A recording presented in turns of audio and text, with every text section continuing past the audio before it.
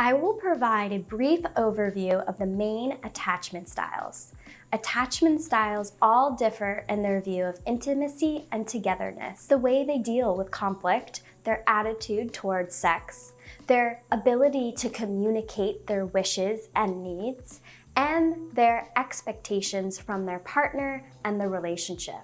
While figuring out your own attachment style, keep in mind that your primary attachment style may also change throughout time. According to the book Attached, on average, 70 or 75% of adults remain consistently in the same attachment category at different points in their lives, while the remaining 25 to 30% of the population report a change in their primary attachment style. Thus, attachment styles are not fixed and can change throughout time or fluctuate depending on what type of relationship you are in.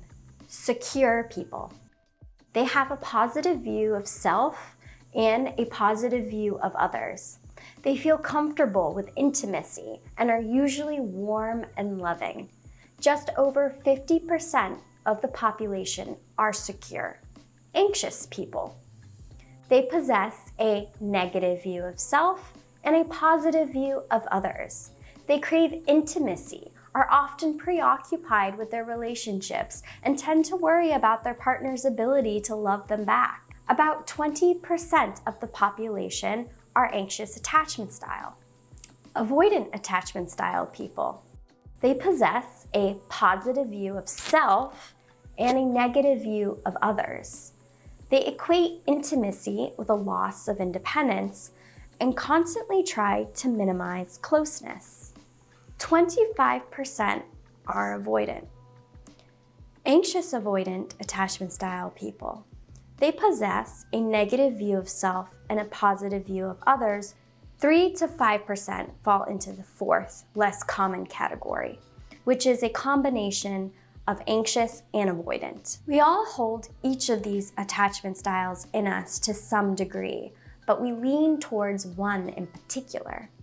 You may also lean towards a certain attachment style depending on what kind of relationship you have with someone. For instance, if you are secure attachment style, but in a relationship with someone who is very avoidant, you may start to become more anxious attachment style because their inability to connect on a deep and reliable intimacy level is throwing off the relationship's healthy intimacy scale. This can also apply to relationships you may have with friends or family members.